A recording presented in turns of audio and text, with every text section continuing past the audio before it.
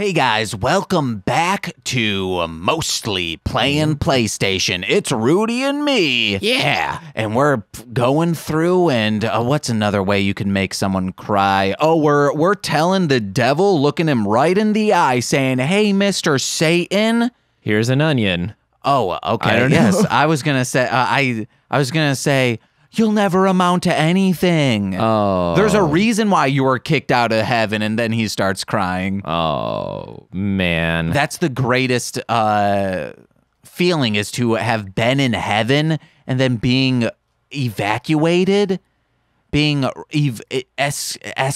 exiled from heaven. That just the feeling of knowing paradise and never being able to go back. That's why the devil is the way he is. I thought hell was just the devil's paradise. Like he just and like different I've heard religious people say the thing I said and religious people say the thing you said. Yeah, I don't know. Like I've always heard people say like, "Oh yeah, hell's a party. You should join it." You've probably heard that from me and Nicole because that's our philosophy. We believe the devil is the devil. It would be like, hey,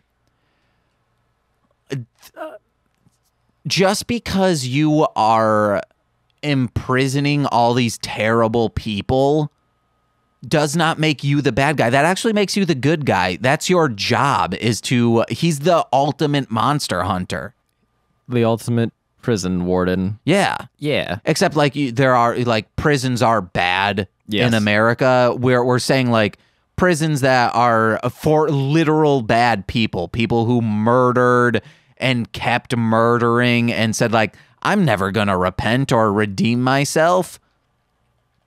So that's what I'm saying, not just like, wow, they smoked a little bit of marijuana and had resin in a bowl and they're in prison for 3 years. We're talking about people who sold heroin to people who are clearly just one dose away from dying, and they're like, I need this $50 from this heroin junkie. I don't like heroin dealers. They are the scum of the earth. I mean, not that I ever assumed that heroin dealers were like chipper, nice people, but like, are they really that scummy that they'd sell heroin to somebody? Oh, yeah, for, like, absolutely. Oh. Hey, guys. Hey, let us know in a comment below. Are you a heroin dealer? Let us know your address so we can send someone to grab you. Thanks But for to being grab- the most honest heroin dealer. To grab you guys an award. Rudy, Yeah. I'm tricking them. Oh, wow. Yeah, so then they'll give us their address, and then we can say, uh-oh, someone's gonna grab all that heroin and take you off the Do you streets. think it's going to work? 100%. To the heroin dealers that give us their names and address, you're going to win more heroin to sell to your heroinettes. Yes. And on top of that, you're going to, we'll give you a bulletproof vest. And we will install bulletproof windows in your home. So you can just slide a little panel, you know, like at a 7-Eleven after late night that they still have to be open. They have that little window thing there. You can just open your door, but as you open it, there's also still that glass panel. So people can't even get in or shoot at you. You're set up for life. Oh, you earned a trophy. Yeah. And just also, if you give us your name and number, terrible people, I mean winners of prizes, you'll also be getting a trophy. And that trophy is... Nice pair of silver bracelets. and also... 2 thumbs up for keeping the hustle alive. That's one of my least favorite things, and especially rap music, is when a terrible rapper is getting clout and is like being successful when they like they're a bad rapper. They shouldn't be getting this popularity. And someone who I will respect will say like, yeah, man, they're not a great rapper, but you gotta respect their hustle. And I'm like, no, you don't. Their hustle just... No. To like wheel and deal and like network, and that's how they're getting on these shows and getting people, like they're forcing themselves in front of people, so that is how they're getting more viewers. I mean, I guess to an extent you gotta respect how people do just get their way in life like that. But at the same time, I don't know, just respect good quality and better content. Yes, you guys just find someone who's really good and respect them and tell people about them. There you go.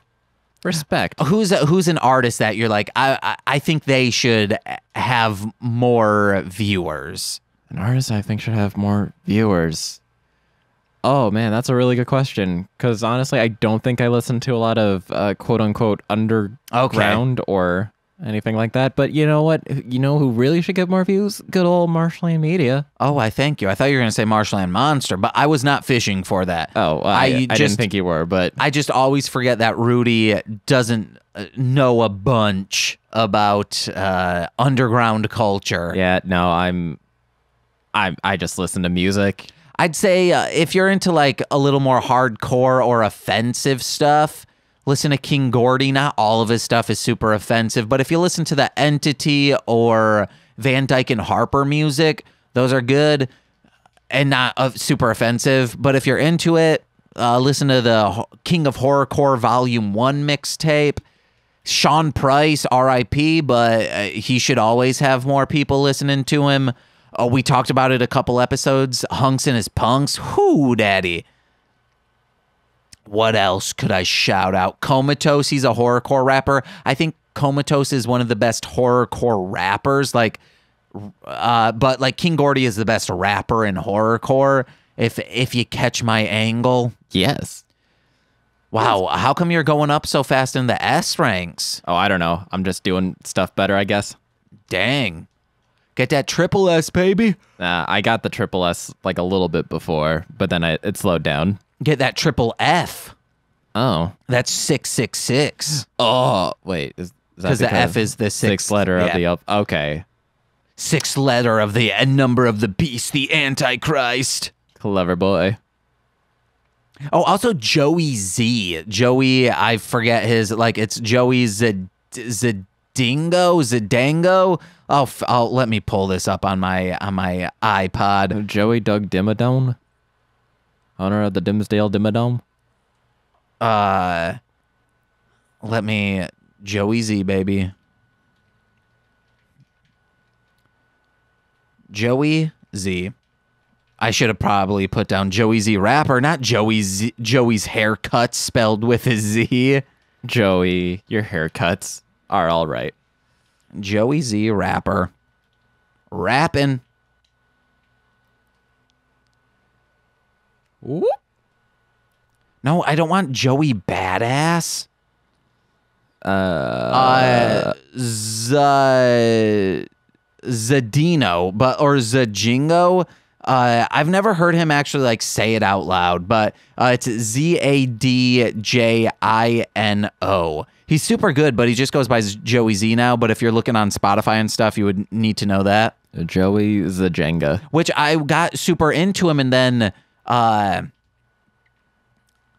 saw either that I either brought him up around TC, or I saw TC liked Joey Z on Facebook, and I brought up Joey Z, and TC goes, "Yeah, man, I've known about I used to work with Joey Z at a movie theater," and I was like, "Wait, what? You know him personally?" And he was like, "I thought you also knew him personally if you know his music." I was like, "No, I just stumbled upon his music." Huh. Okay. And we're trying to work him out to get on, or TC's trying to work it out to get him on What the Hell Mouth someday, which would be so dope because Joey Z's one of my favorite rappers. Speaking of which, how is What the Hell Mouth doing? Doing well. We had an episode, just Anissa and I, because TC didn't want to be on the episode. And then I guess as we were recording and saw how fun we were having, was instantly regretting it, to being like, I feel so lonely now. Aw. That was a fun episode. I'm starting to be less hateful critical towards Buffy the Vampire Slayer, because in the beginning I was like, yeah, man, this show's great. Of course I'd love this show. Then it just kind of got dumb. Dumb. Why'd it like, get dumb? none of the characters are really, there's no character development besides maybe Buffy. Oh. And then everyone else. Oh no, Cordelia. Cordelia is I think the most well-rounded character on the entire show. And listen to What the Hellmouth wherever podcasts are found. Go to mlmpod.com to find out more information about it. The concept is TC loves the show, Anissa hates the show, and I have never seen it. And it has quickly became James just hates the show. Aw. And then TC is very upset with it. And then one episode called me out for just immediately hating it. And then I just made a heel turn. And I was like, yeah, I'll see 1 second of the show, just playing up TC's criticism of me. Even though it's like, well, TC is someone who, TC will probably never hear this. TC is someone who, if you bring up specific things, will just say like, oh, I hate that. Then you ask why, and they're like, well, I just hate it. And so I could have brought up that, but I'm like, nah. So like TC's criticism of me is just like a criticism of them, of himself. Okay. So at least that's how I'm interpreting it. But in the way I'm doing and handling Buffy is letting TC grow as an individual because, which he has said, is realizing that something you love so much other people can hate, but that doesn't have to diminish your love of that thing. Right. Okay.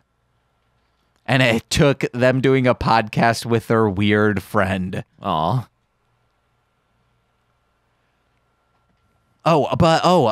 Someone just listened to that podcast that I will be putting out soon, and let me see what they said. The podcast that shall not be named as of this time? Yeah. Gotcha. Said, sir, the cave of content, genius. I had no idea what was going on for a few minutes, but it was great. Yeah. Oh, I like that bit. Yeah, Craig from It Takes Two to Toku said that. Oh. Hi, Craig. I don't know if you watch this, but I think he does. Oh. Eventually. Well, thanks, Craig. He's usually on the live streams. Oh, that's nice. Sam, oh, that's right. He is on the live stream. Yeah, you were hanging out with him. Yeah. You guys were all giving us an arf arf? Arf arf. Oh, but so Rudy was like, oh, how many of these will we end up doing? Oh, you got triple S. Can you go to quadruple S? No. Okay. Triple S is the max. Hey, that's fine. Rudy was like, how many will we do? And how long can I stay? And I was like, well, I need the first episode we're batch recording edited and start to rendering tonight so I can also upload it tonight so it's ready to release tomorrow. And I said, oh, but we can like hang, like, well, I don't need to be active on the computer to do that. We can still hang out and do things. We can play like this Chocobo card game, or we can play Powerpuff Girls Monopoly. And we've had this, Nicole and I, since we moved here. So like 5 years, almost 6.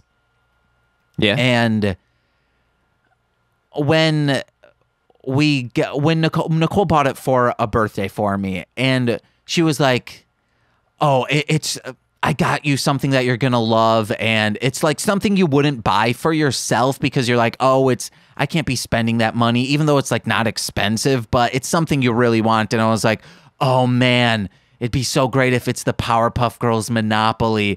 And her face just drops, and then she goes into a closet, and she's like, well, it's not going to be a surprise now. And I was like, it still could have been a surprise, Nicole. Oh. I still would have been like, yes, this is exactly what I want. Also, it's the thing, you know exactly what I want. Yeah. Oh, that's really nice. Yeah. Oh, you guys are great together. Man, in a couple weeks, the new Animal Crossing's coming out. Oh, yeah. Wait, Nicole is excited as hell about that. Yeah, that's nice. So there was once where Nicole was playing Animal Crossing Town Folk, I believe it's called, for the Wii. Okay. And she had just gotten a Hammerhead shark the first time ever. She was super excited about it. Oh. And I was like, hey, I'm gonna plug in my laptop. And when I plugged in the laptop, it shorted the power strip. Oh no. And she didn't save, and she was so angry at me. Oh, I was like, no. I wouldn't have, this has never happened to us before, that this shorts out. I didn't know this was going to happen, and she's just always berated me about this. And a couple, you're about at boss? Yes. Okay.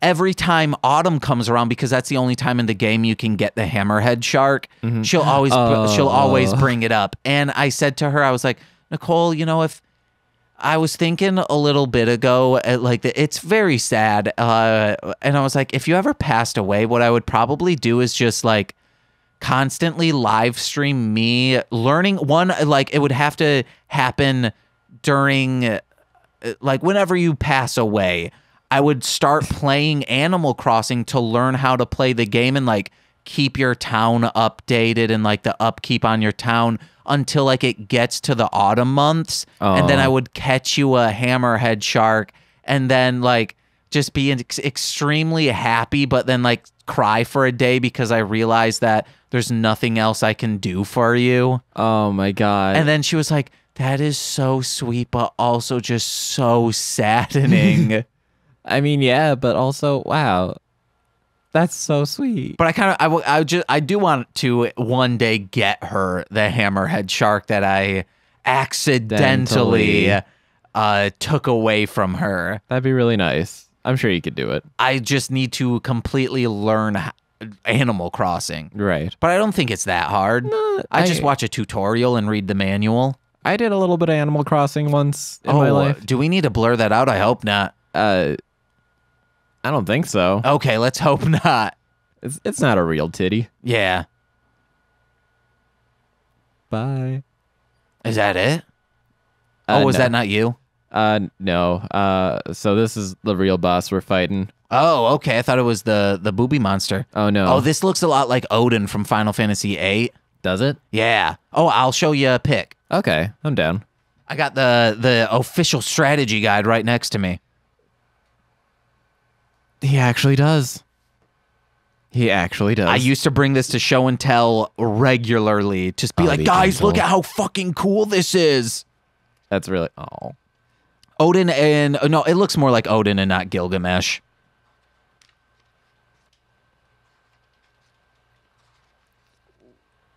Ooh. Oh, I think Odin isn't like listed as a... Yeah, because he's a... I'm finding it, guys. I'm finding it. Wait, wouldn't it have been in that... Yeah, it's in the side quests. Why is it not showing in there? I'm probably passing that gas, that is. Ooh. Nope, that's Bahamut. Rudy, you can talk. I know, it's just that this is an intense, weird fight for me. I always struggle on this fight with V, just because the horse also stops time and slows you down. Oh, dang. And then that's like me on Crash Team Racing last night. Oh, no. He took out my bird. Can you resummon the bird? Yes. Do you have like mana or something? Is that what the purple is up there? The purple, that's our devil trigger. What that does is it summons the, if I can find him, the big boy that we got right over here. So nice. He just comes in and starts smacking stuff around for you. Get him! How come you're not Dante? What do you mean? Oop. What do you mean, how come I'm not Dante? How come in this story you're not Dante right now? Oh, because in the story, Dante got his ass handed to him at the beginning of the game. Oh. Yeah. Wait, then who's the one-armed guy? That's Nero. Okay, how come you're not Nero right now? Because this game just wanted to be like, hey, here's 3 playable characters, here's the first 2. Okay, could you do this boss with Nero? You cannot. Okay. There is something. Oh God, am I gonna die? Oh, is there any way to heal? Yes, I have to use my devil trigger, and that occasionally. That occasionally brings back health. Sometimes. Use that, Triggs. There we go. I think it's healing a little bit, but very slowly. Uh-oh. You need a potion. You're so close too. Just stay so far away from that guy. Thank God I got a bird and a cat and a giant golem to do stuff for me. Oh man, hit him with your cane. Oh my God, this is like Mordecai. Yeah, I kind of right before Mordecai died, I wanted my character to be like this and summon animals and things like that to fight for him. So I think I was going to try and subclass into... There we go. I was going to try and subclass into Druid or something like that. Oh, wow. You would have had to really subclass into Druid. Yeah. This is Odin. Oh my God, it really does look like him. Oh, shit. And then you can get this dude Gilgamesh, like, after, I think, like, Odin dies or something. It's real weird. Oh. And that's the whole game. We've beaten Devil May Cry 5. Wait, have we? Yeah. No, we have. Shut up. No. Wait, yeah, you said there were 3 playable characters, and yes, there are. I flubbed those words. It's around mission 10, like halfway through the game, where you finally get to play as Dante again. Okay. Yeah, and oh my God. Dante's the 3rd playable? Yes. Okay. So he does come back. Spoilers for anybody who was listening, but yeah, sorry. He'll be around. And man, is he just the wildest person to play as. He gets a bunch of different weapons, and you get to swap through all of them in gameplay. You'll see. Nice. One of them just reasserts the fact that he is, and a lot of people call him this, the Wacky Wahoo Pizza Man. So you get a pizza cutter? No. You get a hat, though. Okay. Yeah. That's a weird, like, this game seems so serious, but it's weird that he's a pizza cutter boy. I mean, like in the third game, the first thing that he does is just he sits down at a desk, kicks his feet up onto a table, and a phone flies into his hand as he's eating a slice of pizza. So he's just the chillest dude. What's the bad Devil May Cry?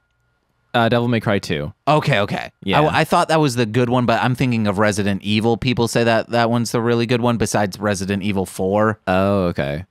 Resident Evil 2 was really good, wasn't it? I've never played. I want to play the remake. Yeah, I think that's why they remade that one first, didn't they? Yes? Yeah, because people are like, man, this one to go. I think people just didn't like Resident Evil 5 because it was very not super survival horror. It was set in daylight and you were just shooting like mobs of people. Oh, just normal people? Well, they were like slightly infected. Okay. But they were more or less like normal people. More or less, you moralist. You sold your soul for $1 million. Well, you sold your soul for less, or something like that. Something like that, indeed. That's a Elbow lyric, or maybe other people have used that too. An Elbow. Elbow is a rapper from Coldwater, Michigan. Oh. No one knows who he is because he was my favorite rapper growing up, but he didn't get really any audience. Okay. Sometimes I feel like I am his only audience. Aw. Just me as a 12-year-old, just like, he's so good. And then me as a 15-year-old, he's so good. Then me as a 20-year-old, he's so good. 28 years old, he's so good. Well, I might have to check him out sometime if for 28 years you're like, he's so good. I mean, 14 years, he's so good. Still, you know. Or 16 now. I've been listening to him since 5th or 6th grade. 6th grade, yeah. 16 years of good. That's enough reason for me to check it out. Cheer. Hey, guys, I've been James. Listen to my podcast, such as Mostly Speaking Sentai, Hit It and Crit It with Rudy. Yeah. What the Hell Mouth, and This Movie's Gay. Find out information about those on MLMpod.com. Also listen to my rap music under Marshland Monster. And then, Rudy, what you got? I don't have much. I've got social media. That'll more than likely be in the description below. Feel free to check it out. And I don't know. You should have said, and I've been Rudy. I have been Rudy. And I've been James. And this has been Mostly Playing PlayStation. Bye-bye.